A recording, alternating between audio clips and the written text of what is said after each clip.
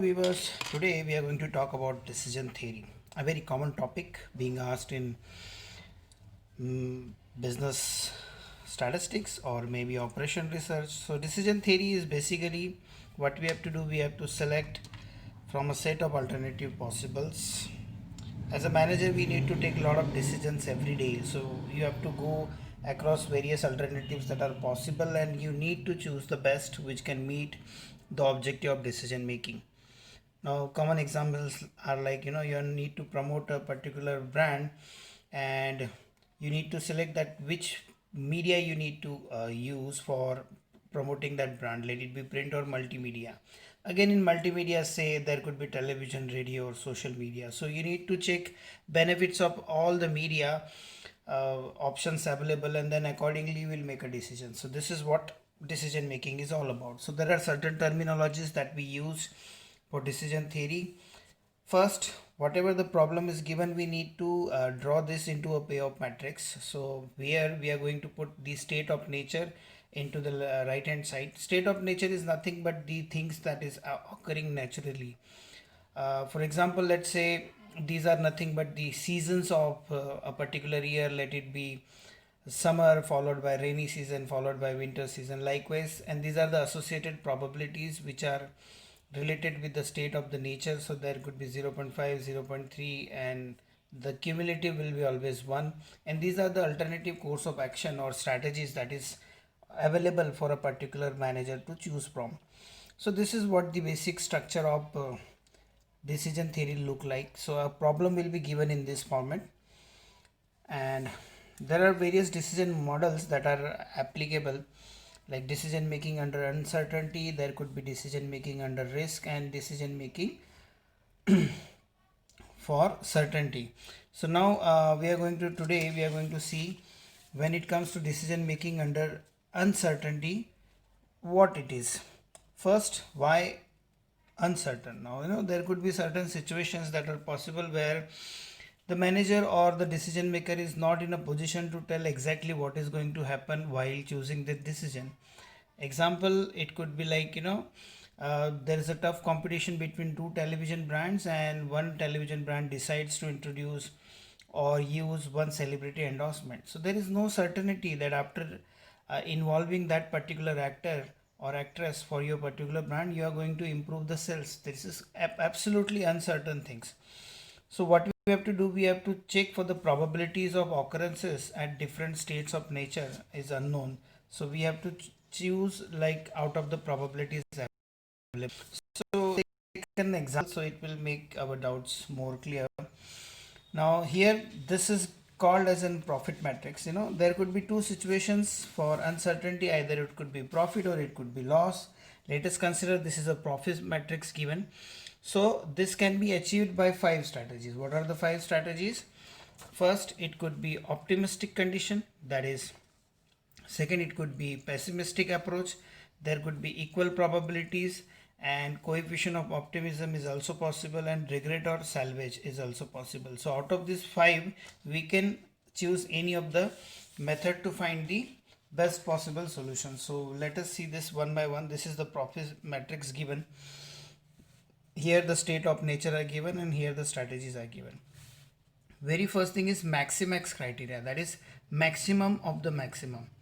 In order to get this, what we have to do, we have to go row wise, that is we have to go and choose the best or the max of this particular row, that is strategy 1. So this is nothing but 30. Similarly, I have to repeat the same process for strategy 2, which is the maximum strategy output is possible, that is 40. And again in S3, which is the maximum possible outcome possible, that is 50. So what I'll do, I'll just write down the max values in the next column, that is 30, 40 and 50. Now it is a maximax criteria, that is maximum of the maximum, and nothing but best of the best. So now I am going to check column wise which is the highest value or maximum value, that is 50. So this is my maximax point. So if a manager, I am choosing a maximax criteria, so my strategy will be 50, that is S3. Very simple.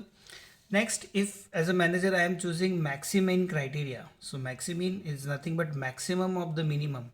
So now what I'll do, again here I'll write down the minimum values in every strategy. Here the S1 strategy, the minimum value is nothing but 8. As you can see here, it is 8.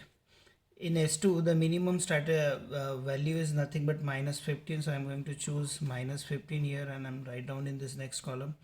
In S3 the minimum value which is possible is minus 6. So now I got three values which are minimum in nature. So what I'm going to choose, maximum of the minimum. So out of these minimums I'm going to choose the maximum, that is nothing but 8.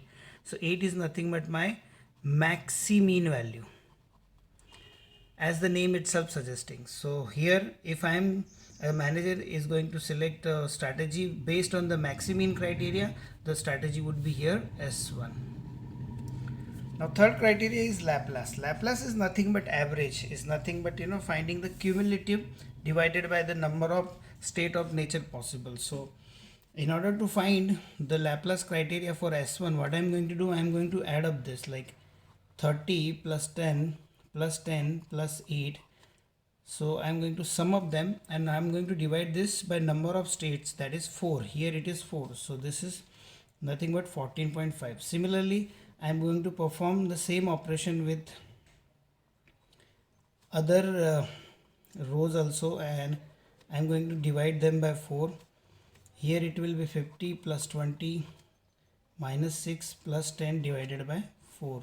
So here I'll get 9.25 and here I'll get 18.5. So now I got these three new values based on the Laplace criteria, and out of these three values the maximum is nothing but this one.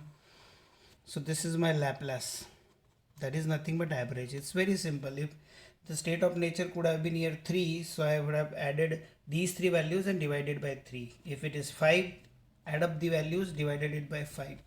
So here if the decision has to make on the based on the Laplace criteria, the strategy selected would be highest, that is S3. Next, if it is asked to select the decision based on the Hurwitz alpha criteria. Now always when such choices are given, the value of alpha, that is Hurwitz alpha, is always given. Here let's say it is given at 0.7. So what I'm going to do, I'll be requiring maximax value and maximin value. So I'm just write down this from the previous table which I already calculated. So I'll just write down them here, and the maximin value is these. So this is nothing but that column which I created while calculating maximax and maximin I just shown you. So here what I'll do, I'll just write down the state of the nature, whatever the strategy is possible. I'll just write down the capital M is nothing but maximax value and small m is nothing but these. Now this is the Hurwitz formula. H is equal to alpha into bracket capital M values plus 1 minus alpha into small m values. So I'll just write down here my H1 will be, here my alpha is 0.7, my capital M for this is 30, plus 1 minus alpha is nothing but 0.3, plus my small m value is 8. So similarly for H2 it will be 0.7 into bracket, this m value is this, plus 0.3 into bracket value is this, plus H3 will be 0.7, capital M value is 50, 0.3 into bracket, this is minus 6. So after solving all this, I got value here is 23.4, here I get 23.5 and 33.2. So this is simple. When it is asked to solve by Hurwitz alpha criteria and alpha value is given, just use this formula. H is equal to alpha into capital M, where capital M is nothing but maximax value, and 1 plus 1 minus alpha into small m, where small m is nothing but maximin values. So with this, the highest value is nothing but this. So if I have to choose a decision based on the Hurwitz alpha criteria, my strategy selected will be S3. Similarly, when it is asked to solve the given problem with minimax regret criteria. Here regret is nothing but, whenever I have to recover any losses from the given decisions, I am going to minimize that loss with the help of minimax regret criteria. First thing what we have to do, we have to convert the given problem into loss matrix. How to convert that loss matrix is very simple. What I am going to do, I am going to subtract all the elements from the highest value in the respective states. So I got 4 states, like, this is my n1 state, this is my n2, n3, n4. So in n1 state, which is the highest value? 50. So what I'm going to do, I'm going to subtract all the other elements from 50. That is 50 minus 30 here, and here 50 minus 40, and here 50 minus 50. So I'll just write down 1 for you. Here it is nothing but 50 minus 30, that is equal to 20. So similarly you need to do. So I'll just write down the values straight away. It's very simple to write down. That is, it will be 10 and 0. Again, for this, the highest value here is 20. So I'm going to subtract 20 from these. So what I'll get here 10, here 20 minus into bracket minus 15. So that becomes 35. And here it is 20 minus 20 is again 0. In this, the highest value is 10. So I am to subtract 10 from 10 is 0. 5 minus 10. 10 minus 5 is 5, and again this becomes 16. And similarly the highest value is 10. So here if I subtract 8 from 10, I get 2, get 3 and 0. So this is my new matrix which is available to me. So next thing what I'm going to do, I'm going to just write down this into the new matrices. This is my loss matrix, or we can also call it as a regret matrix. There are a lot of nomenclatures are used by various people. Some people call it as a loss matrix, some people call it as a regret matrix. Is one of the same thing.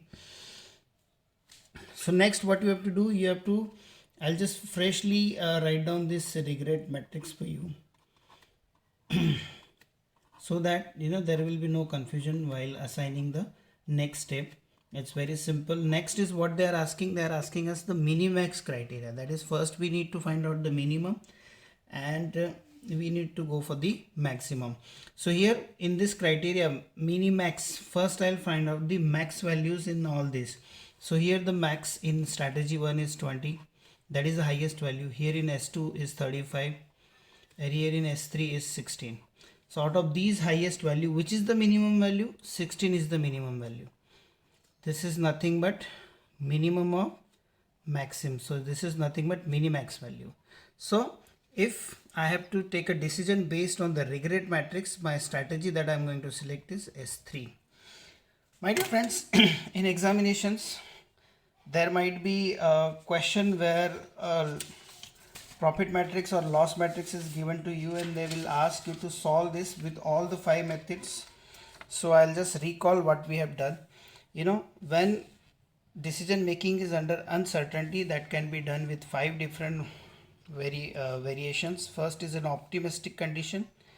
If it is for profit, it will be maximax. If it is for loss, it will be mini-min.